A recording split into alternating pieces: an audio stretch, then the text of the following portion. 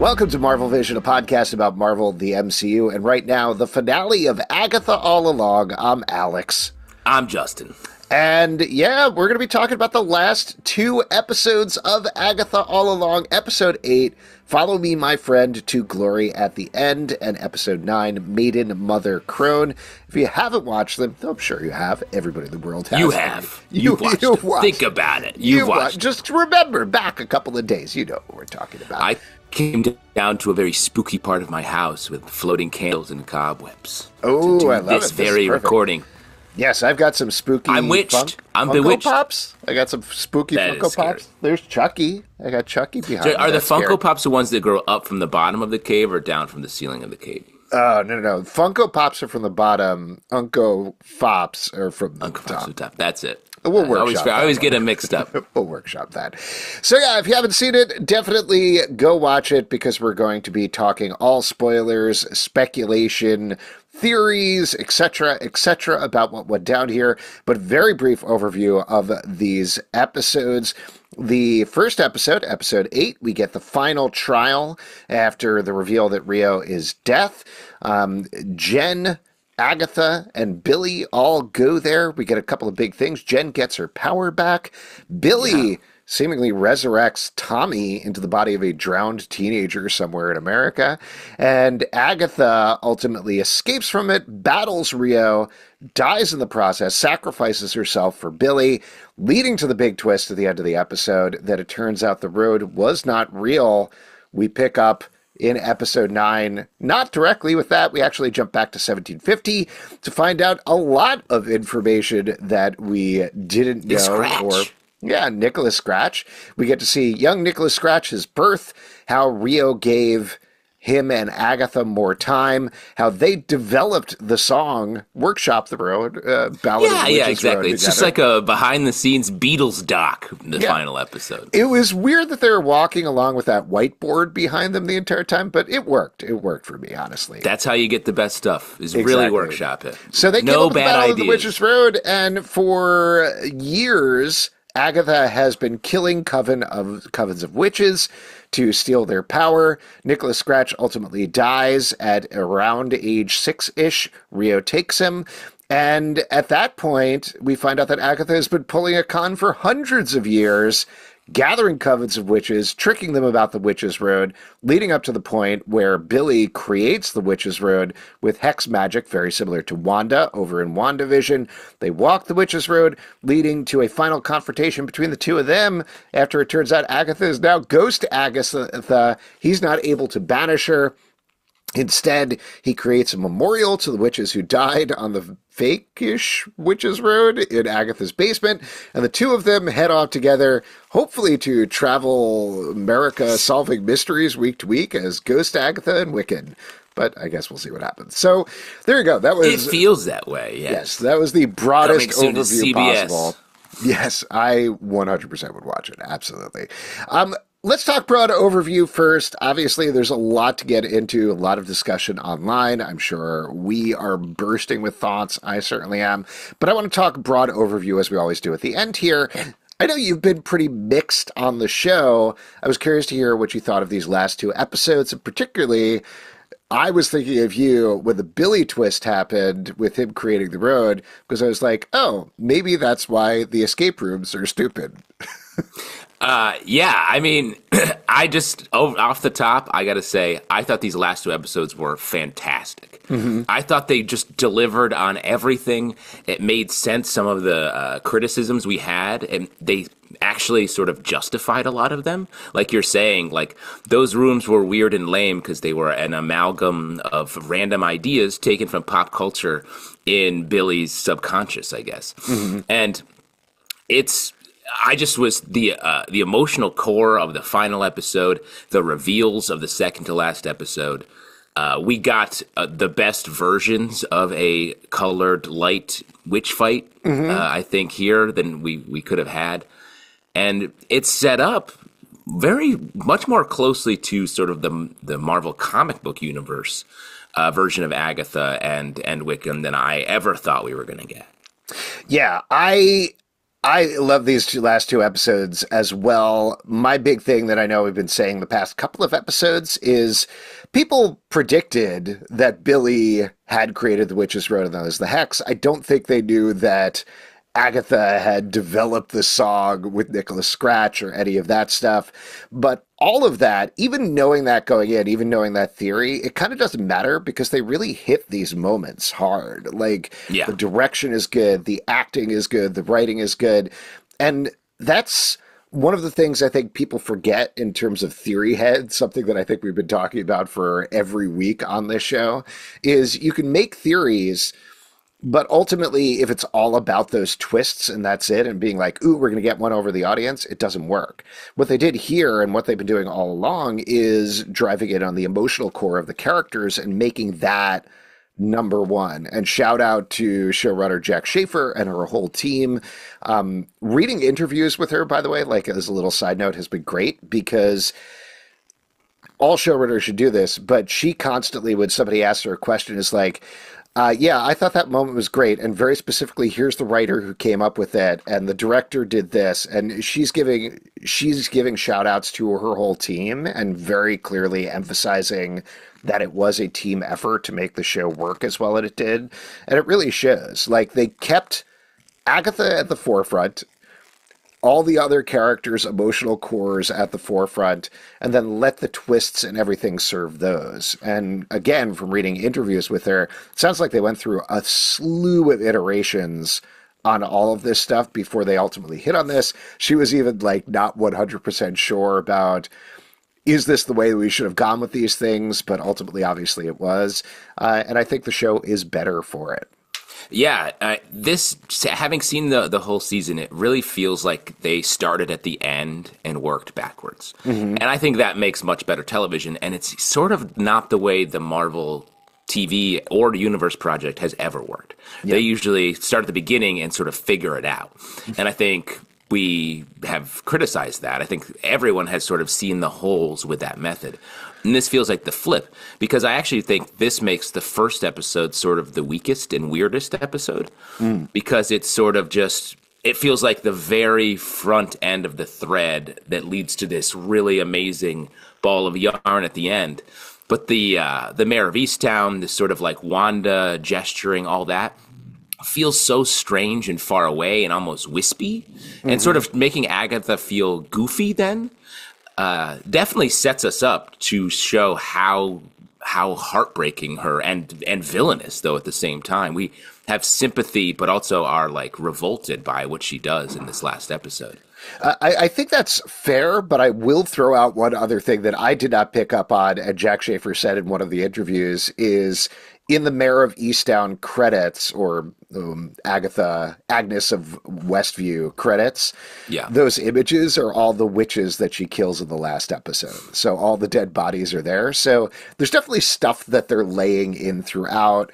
All of the end credits, of course, are actually shots of Billy's bedroom. So I agree with you. I think it built really nicely, but that's what you should be doing. You should be starting small 100%. at the beginning of the season and raising to that.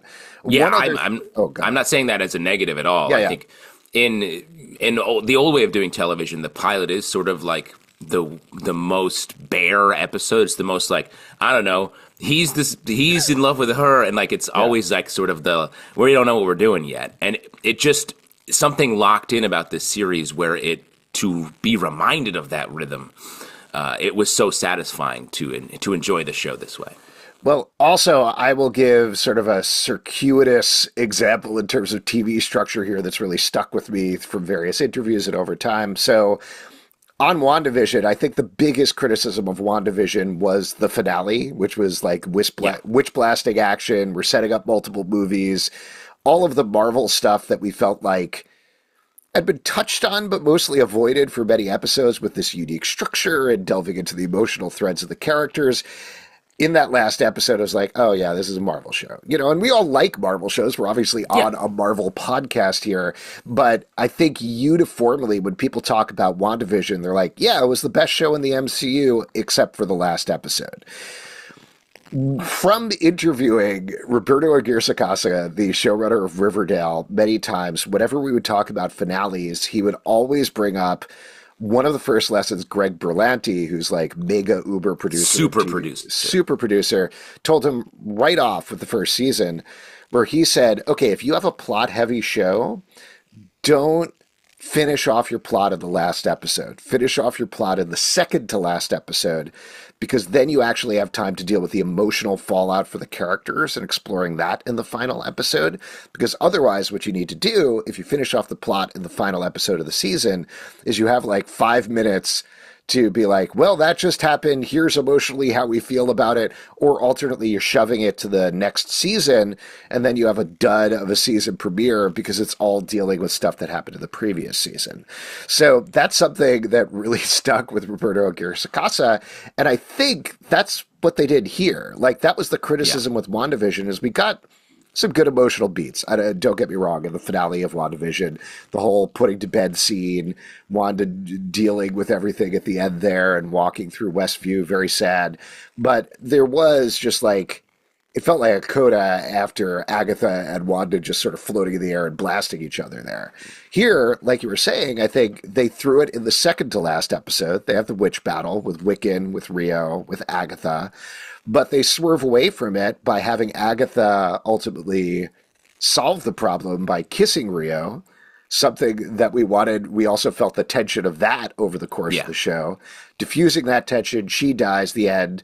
And then they're able to get into this really beautiful 20, 30-minute sequence where it's just Agatha and Nicholas Scratch in the finale that, like you're saying, drives everything home emotionally and lets us really sit in it.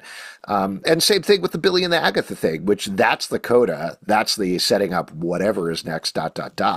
But you have the time there because you've already thrown in the big battle, the superhero stuff, etc. Yeah, it's an interesting sort of way that now TV is sort of always made. Game of Thrones famously did this in every season, I feel like. But it calms us as an audience to know, like, yes, excellent. And then we get to be surprised a little bit, I think, by the emotional punch, especially here, a character in Wanda that was, sort of sarcastic and difficult for most of the season, where it was hard to root for her, but it was hard to treat her as a villain as well, because you could see the cracks of emotionality there. And we know it's her show. But it was all earned. In the beginning of the second to last episode, I was like, why is Wanda still being like obnoxious? She's being like a 10-year-old kid. Or sorry, Agatha. Yeah. Why she's being obnoxious here, and like it was strange because I was like, if this is an act, I don't know where it's pointing to.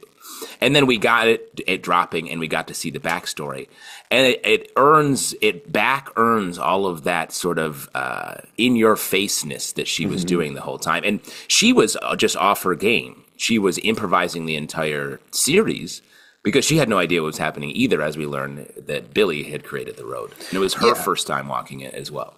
And I think she had, I intuit that she had the suspicion there. Like, she says it, that she was sort of figuring out in the back of her head that maybe this was Billy Maximoff. There's little tells in terms of, he's kind of like Scarlet Witch. He's kind of like Wanda. But she's also hoping that maybe he's Nicholas Scratch the entire time. I actually thought there was a slight possibility, and I guess we'll see if they ever continue with this in every fashion, that Agatha was tricking Billy into resurrecting Nicholas Scratch into that drowned boy's body instead of Tommy. But I don't know. I guess we'll see what happens. Wow, that's a fucked up prank. If that's what's happening, that's going to be. I don't think so. I think Nicholas Scratch is dead. Nicholas Scratch is gone. I also liked how they tied everything together there.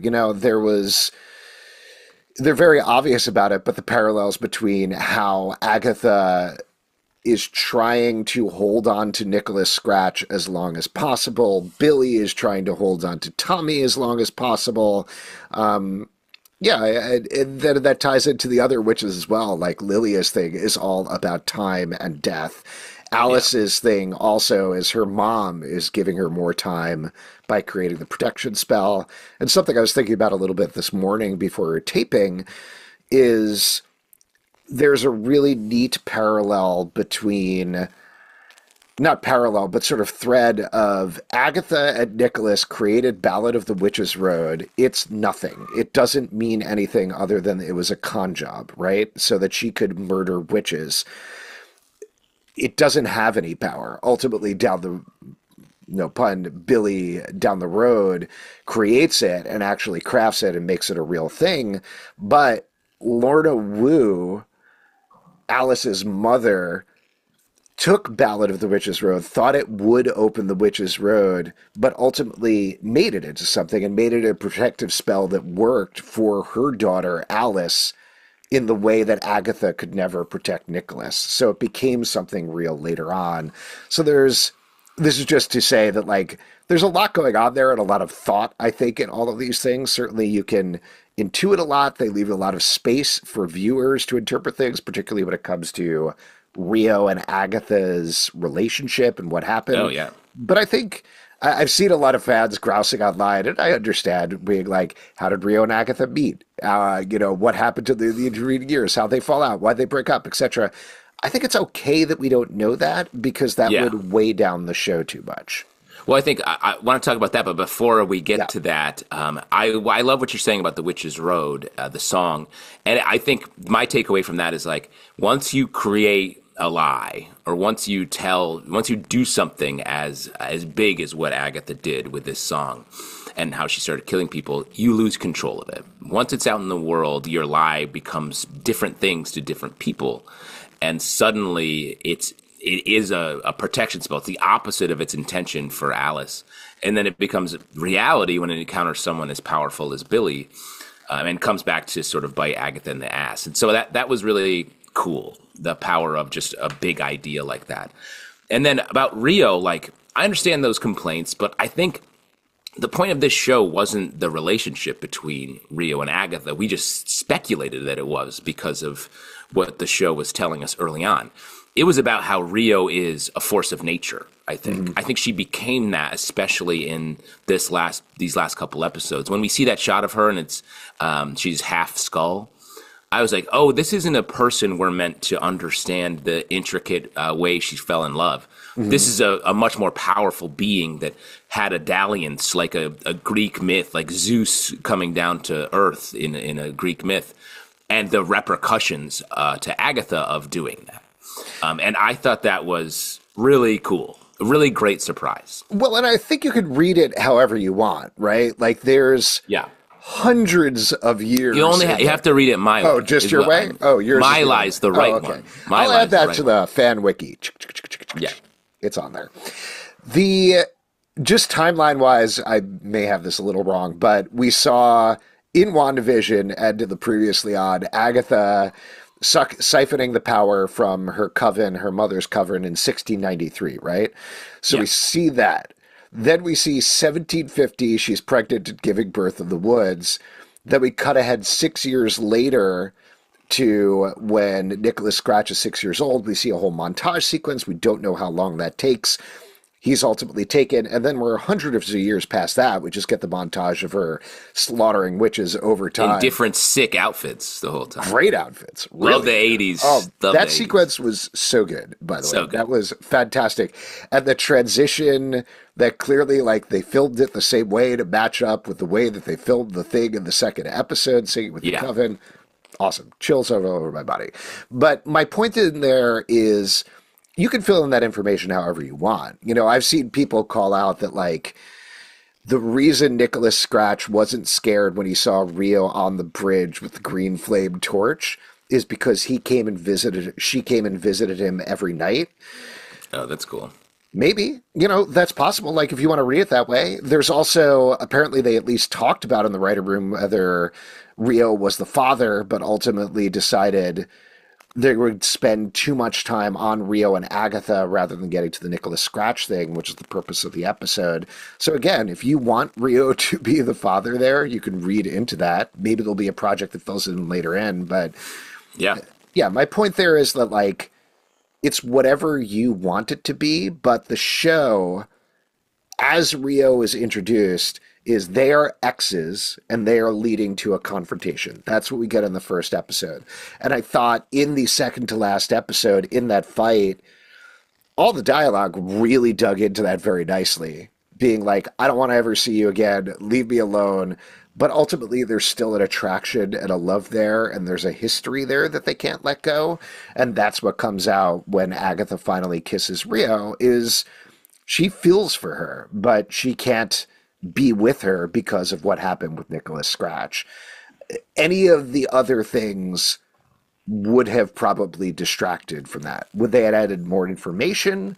For sure, but this was a much more direct way of doing it, I thought. Yeah, and I think at the end of the day, it's like we just want enough information to feel good about the story and set up all of the emotional moments that we get in these two episodes. And I think they did an excellent job of it's a delicate balance to find that just right amount of info, and I thought they nailed it. Yeah. I want to call out one thing that didn't quite work for me, though I like the execution anyway, and that was the reveal that Agatha had bound Jennifer. We find this out halfway through episode 8. They're in the trial. Time is ticking down. Jennifer can't use her power, and she happens to mention she was in Boston in 1920, and Agatha's like, oh, were you there too? And that's enough to tell Jennifer that, oh, you were the person that created the spell for the doctor who bound me and took away my power.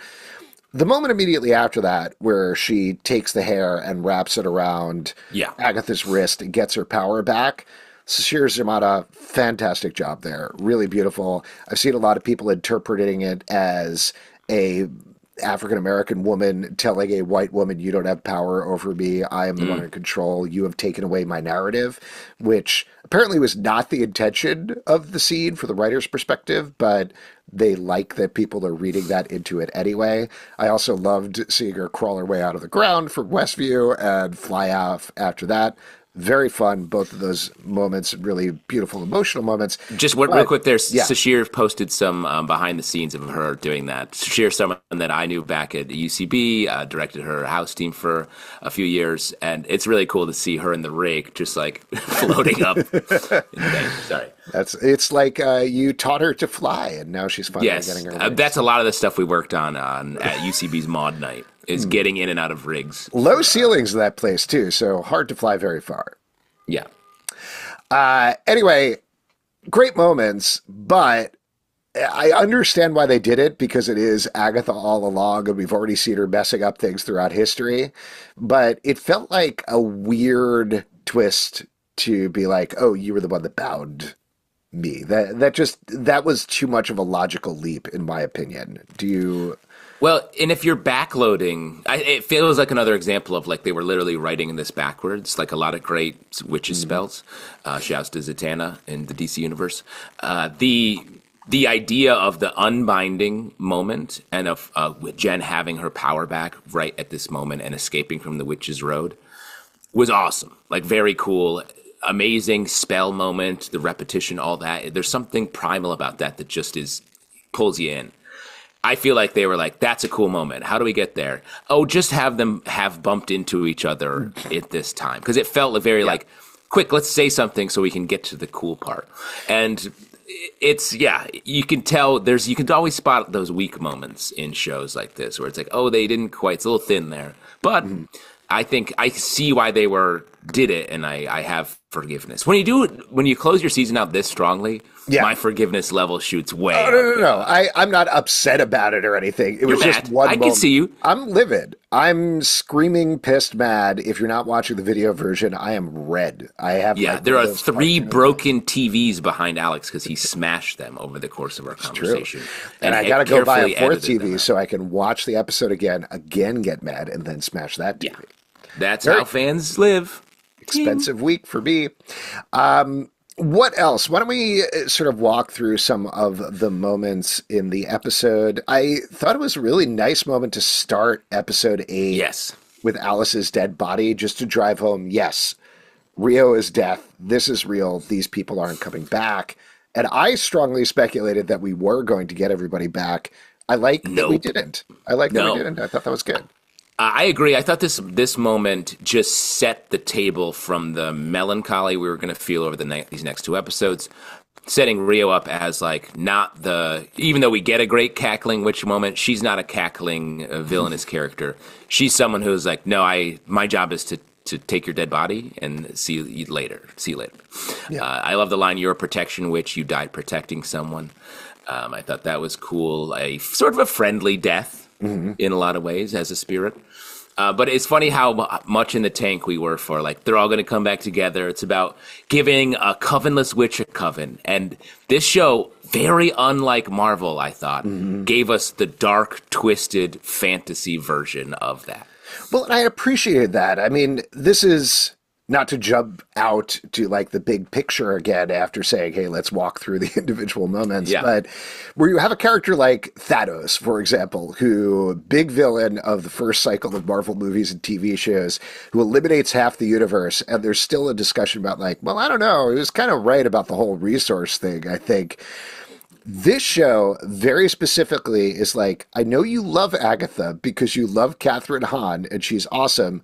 She has spent centuries she is a murdering maniac. She is maybe one of the biggest murderers of all time. Power craven, only for personal power. Well, I think there's some room for interpretation there, right? In terms of like, for the 6 years that she's with Nikki, I do think there's a little bit of like, I have to have the power to protect him. I have to have the power to stay alive past the point that when he's alive. But it's clear that she's been doing that beforehand. She continues to do it after. She continues to do it during, and she loves it. She is a bad person. Yeah. Flat out. So I appreciate that they did that, and we still like her because she's a really good villain.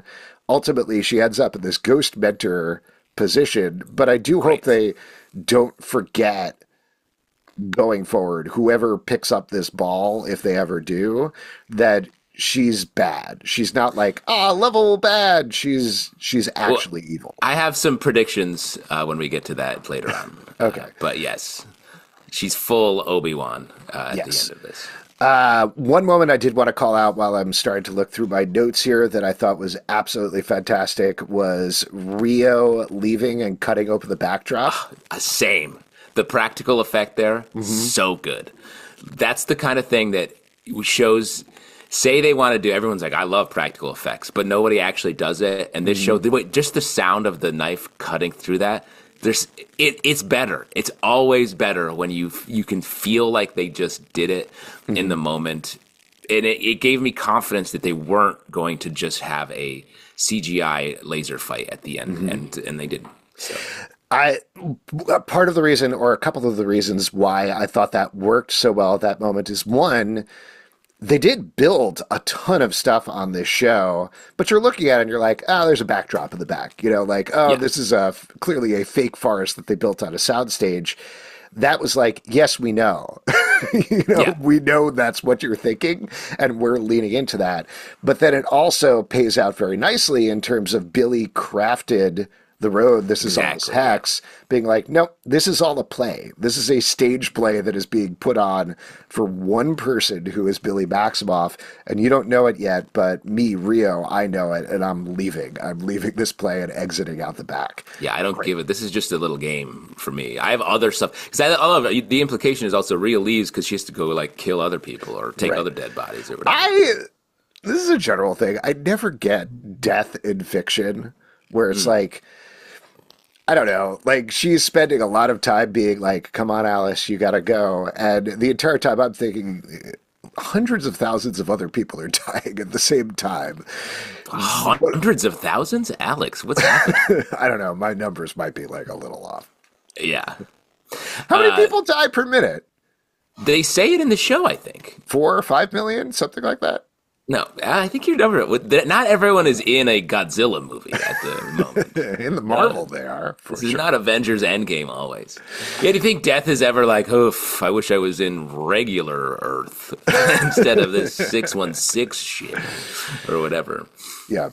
I like the final trial. I thought visually that was neat. Very cool. Yeah, the grow light. Jumping back a little bit, I love the line, "The son of the Scarlet Witch stole a second life." That was cool. And we get right after the opening thing, we get this scene that reminded me so much of the Dagobah scene when it's Yoda, Obi-Wan, and Luke, and he's like, "How does the world work?" And they're both like, "Well, here's how it works." And that we get them literally standing on a very similar environment, being like, "Well, here's some ways that the world works," to get us into the flow of the rest of the episode. It just had such Dagobah energy to me. The shoes thing, jumping back, actually was very nice as well, coming around to the shoes, putting on the shoes. The show has been relatively and openly obsessed with Wizard of Oz, so bring that at the end of the road to put on the ruby slippers and go home, I thought was very nicely done. One thing that I wanted to mention about the trial with Agatha that I thought was interesting is jumping ahead to episode 9. She very clearly lays out her powers for Nicholas Scratch. And she's like, she doesn't say, I can only destroy, I can't create, but that's the underpinning of what she's doing. She's like, I can manipulate things with my mind, I can move things, I can blast things, but I'm not looking at the line right now, but like, she can't heal, she can't create, she can't see the future. I think she lays out what the other folks of the Coven can do. She can't do that. But she does create with Nikki, with the dandelion seed there. She actually makes something grow and crafts something for the first time. And I think what I took away from that is there is growth in Agatha, literally and figuratively, that she has, despite everything that she's done for centuries, due to these covetless riches, grown and felt something for the first time in a really long time. And Billy, I think. I think that there's definitely some connection points there. And I think also in that moment, I was like, oh, she's reckoning with what she's done and what she's lost and what the consequences of that for the general witch population on Earth, which just seems quite devastated by Agatha. If she's like, yeah, at Boston, I killed some people. Sick. You were there? Oh, cool. Is very, very sad and sweet, I thought, at that moment. And still, we didn't know the story, but we felt the feeling, which I thought was cool. Two other things there. Don't steal her struggle was just a cool throwaway line. Also, sometimes boys die. Really, like, like hitting a tuning fork just resonated so hard with all of these characters. Yeah. What do you think about bringing back Tommy in this way? You know, we don't obviously get to see him because they haven't cast him yet, but we do get to see this drowning scene. I thought that was a nice way of showing it without actually having to show the actor, and it is pretty harrowing, but what's your take on it? I liked it because for two reasons. One, it sort of just says, don't worry, we're doing the thing. It's coming. It's going to be cool. Here's the sad part. But more importantly, like, it was designed to be scary and to light up Billy, which is the point for right now, is to make Billy feel guilty, but also hopeful, but also needs it, but also can't get it. Like, it just created him like between 5 different forces, trapped. And I think that was a great spot to put him, to set up the revelation that, like, oh my God, I was powerful enough to maybe kill a kid for my brother, and I'm also powerful enough to create an entire little pocket universe. Yeah, I like that as well. I was trying to game out a little bit in my head in the week leading up to this. Are they going to have a Tommy reveal like we talked about, I believe, on the last podcast?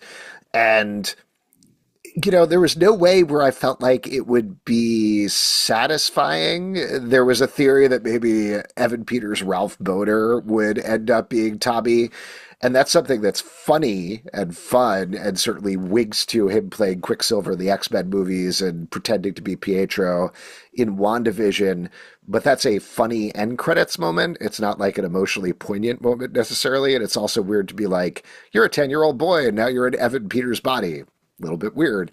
That don't make sense. The other option is bringing in somebody being like, hello, I'm Tommy, which is very similar to the Scar reveal in She-Hulk, where this weird CGI'd kid, I think it's Will Deusner or something like that, walks up and he has that weird haircut and everything. And you're like, well, who is this? What's going on? I haven't followed this the entire show. This has been happening off screen. And I know that was part of the joke there. But again, doing that on this show with some random actor walking, being like, I'm Tommy, I'm Speed. Now I'm involved in the final battle with Rio is just not satisfying. So I think this. Well, and I can't imagine the tonal switch to be like, hey, let's remember we're doing superhero stuff with this, because that's not what this is. Yeah. This does set up Young Avengers, and we'll probably talk about that later, but it's not, it shouldn't be concerned with doing that. Yeah. If that makes sense.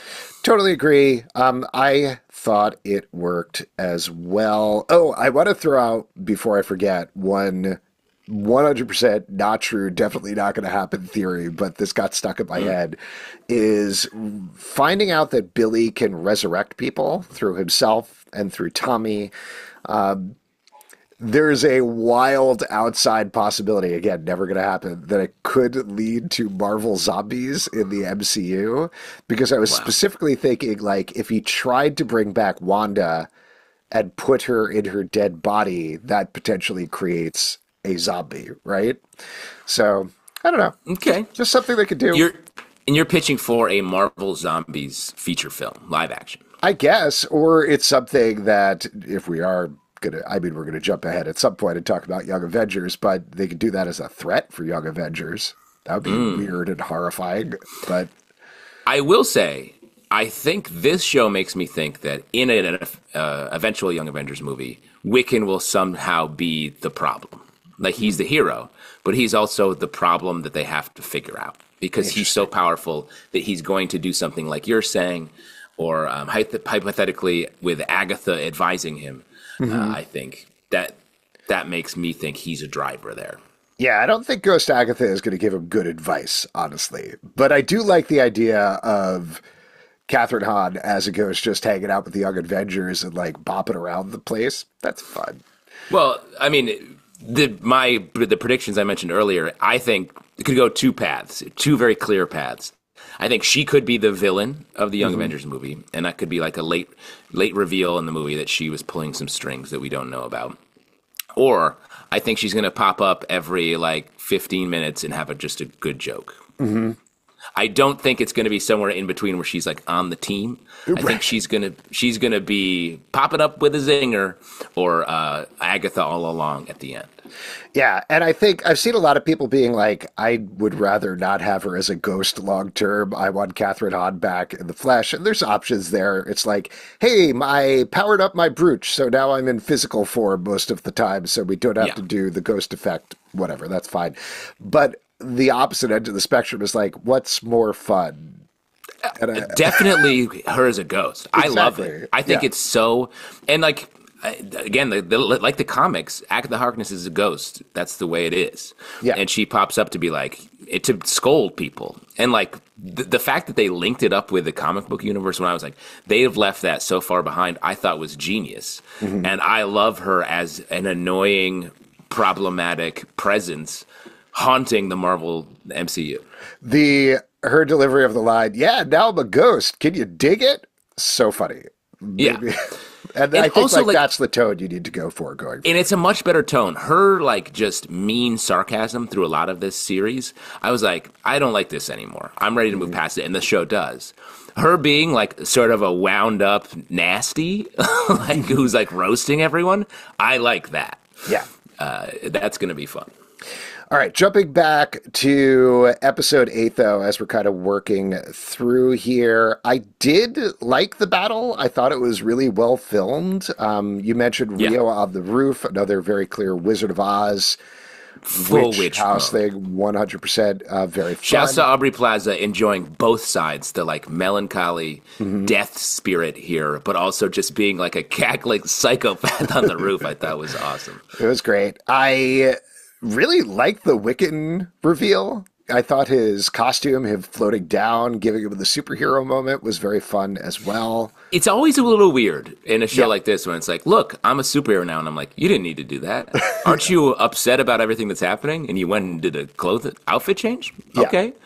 Strong choice. But I agree. It was cool. It felt like right out of the comic. But one thing in this moment, the whole when she calls you a coward, hit the deck, which was set up like as a momentous, like, that's the moment. Yeah. I was like, Joe, she just missed getting hit with a sink? The kitchen sink, technically? Yeah. I was like, oh, that wouldn't have killed her. It would have maybe hurt. Right. Very strange. thing. Yeah, I think that was another thing, like the Jennifer Bound thing, where it felt like they needed they needed moments in that final battle where Agatha was using the magic she learned from the other witches of the coven. So Mm. how do you iterate that with Lilia? It has to be with a prediction somehow. And I agree with you. It was just like, all right, that's fine, I guess. But I like the rest of the stuff. I liked her using the protection magic and using.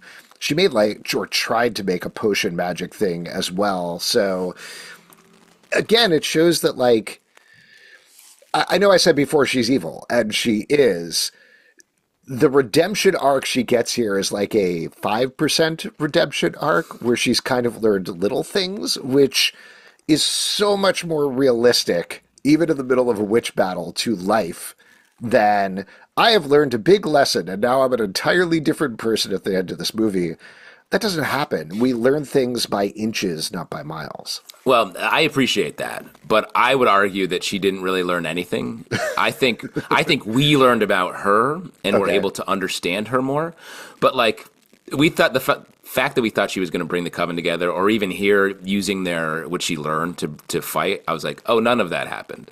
In fact, I think she's like, yeah, I killed those witches because that's what I do, and so I did the right thing. I think we only learned that she was used to doing what she did, not that like she somehow was moving forward as a person. I think she just lands in a different place rather in a plot way rather than emotionally changes in anything. I mean, I think. Okay, I'm going to disagree with you a little bit because I do think she learns things there. I do agree that she doesn't feel bad about them dying. You know, that's fine. That's what needed to happen. She had that whole speech to Billy about like, you're a witch, you survive. That's what you do. That's her whole point of view. She said it out loud. But I do think at the same time that her turning around and saving Billy, even though there's a bit of manipulation on Billy's part going on there that he learned from Agatha. Yeah. And she's also looking to make right what she did wrong with the one person or one of two people she cared about, which is Nicholas Scratch, by saving Billy. She does ultimately give up. Like, she gives up her life. She goes to Rhea. She accepts death to save Billy, even though, again, this is why I'm saying like 5 to 10%. She hangs on to life anyway by being a ghost, by not leaving. But then there's also that moment to like bounce back and forth and keep wavering, where she has a very human moment of like, I don't want to die because I can't face him. I can't face Yeah. Nicholas Scratch. I can't do that. So, Well, and that's why I feel like I don't think she was learning anything from the coven. I think Billy taught her. I think she was able to see Billy sort of becoming a witch, coming into his powers, and it gave her some context on her and what happened with her and Nick Scratch. Yeah. And I think, because she is, I will say, you're right, she is different at the end of the season, but I think it's because of what she learned from Billy. And not at all any of the other witches. Witches are just like, yum, yum. They're like chicken wings to her. She's just trying sure. to take them down. yeah. I can see that. I think that's fair. And I mean, on the opposite end of the spectrum, Billy also learns from her, probably to his detriment, because she's like, it's fine. You killed people. Don't worry about it. No big deal. They died along the way. They wanted to die. They loved it. And Yeah. They thanked you. yeah, they were like, cool. And then he puts the little tribute in her basement and that nobody will ever go to, and they're good to go. How about the Deborah Jo Rupp Sharon erasure in these two episodes? Man, Yeah. the just roasting her. The gardening one, I think she Yeah. calls. I did her like one. her finally remembering who she is at the end. Yeah. Agatha remembering her. That was a fun capper on that particular runner. What else? Oh, I loved. Oh, go ahead. I was going to say jumping into the 9th episode. Oh, before we do, real quick, I wanted to say on the 8th episode, I loved bringing back the Westview residents and just flashing Yeah. them being like, oh, God, is this Here we happening? go again. Great. Just really great bringing them in there. And also nice parallel towards the end of that episode. I think it was actually the same shot as Wanda walking through Westview after everything happened and everybody looking at her, with Billy walking back to his car in Westview. They actually paralleled that really nicely, which I thought was pretty neat. Yeah, that was cool. I agree. Sorry, one last thing about episode 8 is in the closing credits, there's always been this shot of a trick-or-treater with a witch mask. At the end of episode 8, the witch mask is off because everything is finally revealed, which I thought was pretty neat. Very subtle. Very subtle, but very fun. All right, jumping into episode 9, what were you going to say? Episode 9, I just love the hard turn we took here at the beginning, and it just it pulled me in so hard to be like, oh, here we're gonna get the backstory just told directly. Love that. And then we get the sort of deal. We don't find out about Rio and Agatha. We just know that something happened and that Death feels pity for Agatha and gives her time. I like you were made from scratch. Is the implication there that this was an immaculate birth, that she created this child? That's what I took away. Again, I think this is up to interpretation. If you want to think Rio is the father, great. If you want to think some random dude is the father, great. But that's what I want. I love random dudes. I hope he shows up. I hope it's Ralph Boder's ancestor is the father. Hey, man, it's crazy. You guys, Jebediah Boder. We just eat bread, basically. Sick, right? But yeah, I also took that away. I made from scratch. This is the one thing that Agatha created up until the plant that she plants out of the dandelion seed towards the end. But I certainly took that away there. I think that makes a lot of sense to me. I think also, while I'm fanficking the hell out of this, I like to think that Rio and Agatha lived together for years and wanted to have a baby, and ultimately through magic, she was able to create Nicholas Scratch, goes into the woods to have the baby, and ultimately feels betrayed by Rio because of what happens. That's me filling in the blanks, but that's my interpretation. I like that. And I also think it makes sense why she has the power to create, maybe, but has always chosen destruction, because it satisfies her more, and then she chose to create Nick, and it led to just the most devastating feelings of her life. So she then doubled down on choosing destruction. Makes a lot of sense. Quick side question, though. You've had 2 kids. I've had 2 kids. Did your wife bite a lemon during labor? Because that's seems like do. Just a nice way a nice little pick you up. You know. When I always am like, here's a lemon, here's half a lemon, and my wife, who is by a tree giving birth, bites down on it and it makes a lot of times I'll just take when my wife's asleep, I'll just take a half lemon and just squirt it right in her face. Just to remind her of those times. It's you're really a good husband. Yeah, well, I love memories and I love getting to it, And we've talked about this a little bit, but I thought this whole section with Nicholas Scratch was great. I loved all the cons they were pulling. I thought that was great. Loved Catherine Hahn in this, little moments like coming on the first coven, telling them that they're hungry and they haven't eaten, and she's putting on a sad act, and you can't really tell. You're like, oh, maybe they really are hungry and have been wandering through the woods for a while. But that look she gives as soon as she steps to the protection circle, where Catherine Hahn just changes to this evil, vile grin. Great. Awesome. Yeah. I'll also mention, apparently, I couldn't tell whether they just wrote or filmed a bunch of this other stuff. Apparently, they had plans for all of the lyrics in Ballad of the Witch's Road, but then ultimately ended up cutting a lot of them because they felt like you don't need to explain everything. But one of the ones that I saw Jack Schaefer call out is like, I'm forgetting the exact lyric, but it's the open up the door one was in the scene where Nikki's like, I'm hungry. She sends him off to slaughter a goat. He slaughters the goat, and then they roast the goat, and she's like, and open up the gate. And that's him opening up his mouth to eat the goat. I was like, oh, the goat gate. You didn't That's what I call my mouth, is the old goat gate. Got to go put a taco in the old goat gate. You know what I'm talking about. But again, I thought this whole sequence was really well done. Clearly, Nicholas Scratch being like a very similar moral anchor to Billy, which is to say not a great one, I thought was well done. Well, yeah. And I also think it's he doesn't want to live this life. Mm-hmm. And, I don't know if that's why he just is like, all right, I'll go with death. But you can tell he's sort of soul sick, I think, over the course of it and doesn't love the situation. Mm-hmm. And I think that doubles, I keep calling her Wanda, Agatha's guilt in the situation when death does come. One neat little detail is when he steals something to lure the witches into Agatha's cabin, what he steals is the bell that she uses to hit to make the little tone to get when they're singing Ballad of the Witch's Road throughout history. So I thought that was kind of neat because that's something that, like, even with this vile evil of murdering witches throughout the centuries, she's still holding on to a reminder of her son the entire time. Yeah. Literally. Literally. When death does come, like that shot with the green torch, I was like, this is straight out of a Mike Mignola Hellboy comic. Just 100%. Like, plucked. I was like, that's so cool. And then when she wakes up and he's gone, I was like, I can't believe how dark, how upsetting this is. Yeah.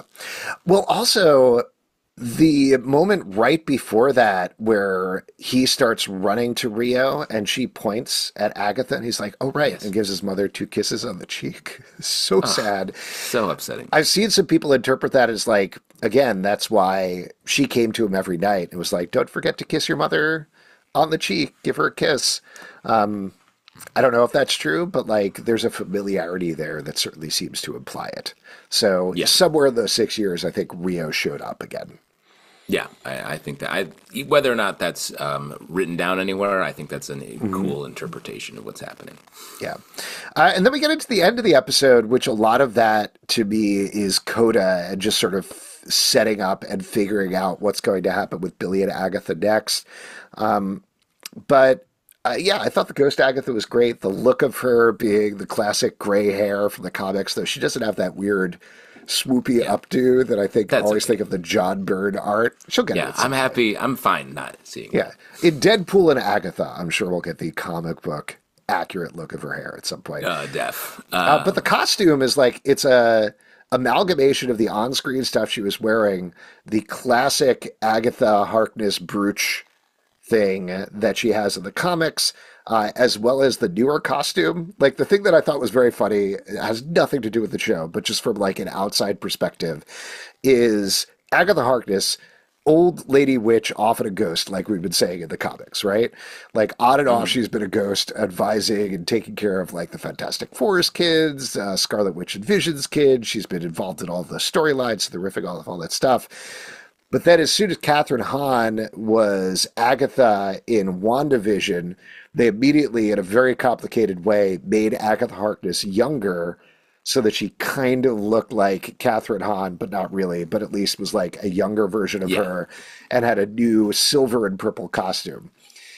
Now, Agatha on screen, Catherine Hahn, is old gray hair Agatha, but they also gave her a costume that has like the silver and purple like the comics. So I wonder if they're going to make Agatha older again in the comics. Age her up again. Yeah. That's fun. Yeah. I like that the brooch is sort of like a Doctor Strange style Eye of Agamotto. Like it's her power shooter probably. Yeah. But that's a cool idea. There's at least an emotional undertone to it. There's an emotional undertone, but also it certainly looked like when she grabs the brooch, her hand becomes a little solid. So like I was saying earlier, they could do a thing where it's like, yes, that keeps me anchored to reality, et cetera, et cetera. We'll see. I really liked how when we flash back to episode 2, I think, when the road opens. I love the way she's so shocked. And also, like, we should have known a little bit because of the blue power that's there. It's all blue. So, like, there was definitely some clues there that we, I guess, didn't know to look for. Well, I will say, we talked about the fact that, like, she probably didn't expect the road in some fashion because she just wants them to blast her with the blast you bitches line from the second episode and then seem surprised. But, yeah, we didn't figure it all out. There was one other thing. I don't know. Go ahead. I just like the way that flashed back, and we did get to see some Sharon Davis just like loving the song, which was funny. I remember what I was going to say. There was that one thing, I think it was in the 3rd episode when they ask her, or 4th episode when they ask her about walking the witch's road, and she's like, they say something like, how many witches did you leave with? And she just puts up a finger saying 1. Clearly, she's referring to Nicholas Scratch at that moment because they were the only 2 witches to walk the witch's road. So that was a nice little... the windy road. The windy road, yes. All the stuff with the ghost at the end was very fun. I liked all the things that Billy goes through, all the emotions he goes through, first trying to banish her and then ultimately doing the tribute, sealing the road. One door closes and another opens. We get this moment at the end. Something opens in the basement. Presumably I think it's the cellar door. I don't know. And then they say, let's go find Tommy. And that's where we end with no end credit sequence. So unless there's any other things from the episodes, why don't we move to the vision board section? I know we've done some predictions, but where do you think this is going next? Well, one thing I was happy that they didn't go. I know we speculated a lot. We're going to get Wanda waking up. Somewhere in watching these two episodes, I was like, please don't do that. That would undercut a lot of what we've seen. So I was actually feel like a lot of people maybe wished there was end credits. I was very happy with the way this ended. I didn't want more. I didn't want a little cute tease because I think they did such a good job bringing it to a close. I mean, we're set up for Young Avengers here. Yeah. I don't know what – I feel like we do want to see Wiccan meet Tommy. I don't know in what we would see that. It feels a little strange to do that at the beginning of a Young Avengers movie because that's not what that story's about. So I don't know in what capacity we can get a little like 20-minute scene of them reuniting and finding each other again. Well, let's talk a little bit about what we know is next, just to kind of lay it out there. First of all, anything's possible, but I don't think we're going to get Agatha all along season 2. I just don't think that's going to happen.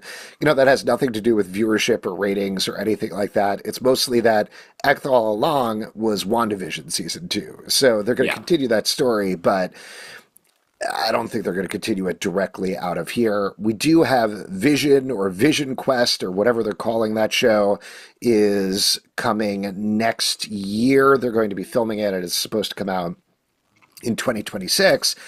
I don't think that's a place where we'd see Agatha and Billy searching for Tommy, because that feels like you got White Vision in that, played by Paul Bettany. James Spader is coming back as some form of Ultron. We have Todd Stashwick is going to be a bounty hunter tracking down Vision, and that comes from Terry Matalis, who was showrunner on Picard season 3 and co-showrunner on season 2. He also did the excellent 12 Monkeys on Sci-Fi and other things. And according to Jack Schaefer, there was no talk about a handoff from this show to the other one. So I kind of feel like maybe they'll dovetail together eventually, but I don't think we're going to see this feed directly into that. Feels like a different show. Yeah. Feels like a tech, high action, chase kind of a thing, as opposed to what we got here. Yeah, we'll see what happens with that. We could also get like another riff on the Vision series by Tom King, potentially, even though they used a lot of that from WandaVision. I guess we'll see. The other one I've seen people speculate about is we know the Wonder Man series is going to premiere December 2025. Despite Wonder Man having a very tight tie to Scarlet Witch and Vision in the comics, I think we're not going to see that connected at all. Again, it feels like a different show tonally. That one feels more like almost like a procedural, maybe maybe a little funnier. Like, I guess we'll see. But nothing makes total sense. It doesn't mean that we won't see that scene there, depending on if everything is funneling to Young Avengers or somewhere else. I mean, this is probably the worst case scenario plot-wise, but I think probably exactly what's going to happen. Given the schedule and everything that is going on with Marvel, they have a bunch of TV shows that are coming out next year. We obviously don't know exactly what's going to go into production other than Vision, but they've also got Avengers Doomsday. They've got Spider-Man 4. They've got Secret Wars. Maybe they're going to do Blade in there somewhere, but probably not. But there's a lot of different balls in the air and a lot of things going on before they sort of wrap up the story that they're telling, the cycle of movies. Because of that, I feel like the most likely possibility is if it's Young Avengers or if they show up more likely in like Doomsday or Secret Wars. I think Tommy is already there. Like, I think they're already a de facto team. There's a bunch of young kids. Miss Marvel is there. Ironheart is there. Catherine Newton's stature, or whatever they had called her in Ant-Man and the Wasp: Quantumania, is there. I think they skip all of that stuff, unfortunately, and just like maybe they end up in the same place. I don't know. It's wild. The careful construction of the Avengers team in the first phase is like the idea that these characters that we barely know, that don't know each other, are going to be like, we're a team. It's like, what? How did you all meet? Right. Well, so I don't know. They're all in the same place, and Miss Marvel is like, we're all young. Let's be a team. I was recruiting people. This cuts out a lot of the middlemen. I don't know. Yes, true. I guess I would want a little bit more than that, but again, I don't know what it would be in.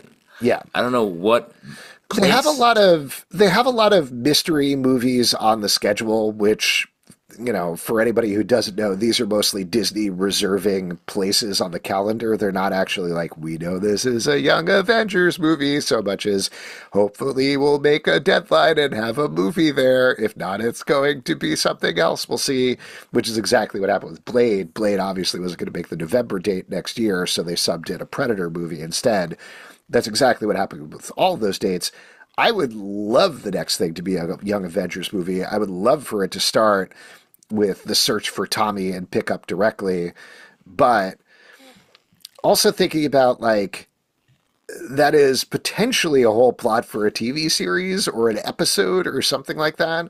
So if you end up in a movie, that's 5 minutes at the beginning of the movie, you know, which is a little bit of a bummer potentially. Well, I guess we'll see. Maybe it's the middle piece of Marvel Zombies feature film that you pitched earlier, where like 7 million people die every 30 seconds or whatever. Make it happen, Marvel. Make mine, Marvel. Any other final thoughts here before we start to wrap up Agatha, potentially for good? Really enjoyed it. What a great, great conclusion. One of my favorite things that Marvel has done, especially lately. Yeah, I totally agree. I think this joins WandaVision as a high mark of Marvel television. I'm very happy about it. I'm really happy about the series. I had a really good time talking about this. We have a lot more to come. Yeah. As they reveal, they dropped a teaser weirdly at the beginning of the first episode, but then also at the beginning of the last episode, I believe, teasing the next year and change of Marvel TV. So we got What If Season 3 is coming up. That's the final season. We've got Your Friendly Neighborhood Spider-Man. Next year we got Daredevil. We've got other things that Ironheart is finally coming out. Wonder Man, a whole year plus coming out from here. We're also getting Eyes of Wakanda, the Marvel Zombies animated series, very different from the feature film, of course. That's definitely going to happen. So lots more coming up that we're going to be talking about on Marvel Vision is my point, and we hope to see you there. And if you'd like to support this podcast and all the podcasts we do, patreon.com/comicbookclub. Also, we do a live show every Tuesday night to Facebook and YouTube. That's what I was trying to say. Please come out. We would love to talk with you about Marvel stuff. Apple, Spotify, Android, or the app of your choice to subscribe, listen, and follow the show at Comic Book Live on Twitter/X, Comic Book Club Live on TikTok and Instagram, comicbookclublive.com for this podcast and many more. Until next time, stay marvelous. I almost accidentally confessed that we get our power by killing other podcasters and sucking their life into us, but thank God I didn't say it on mic. Yeah, whew. Thanks.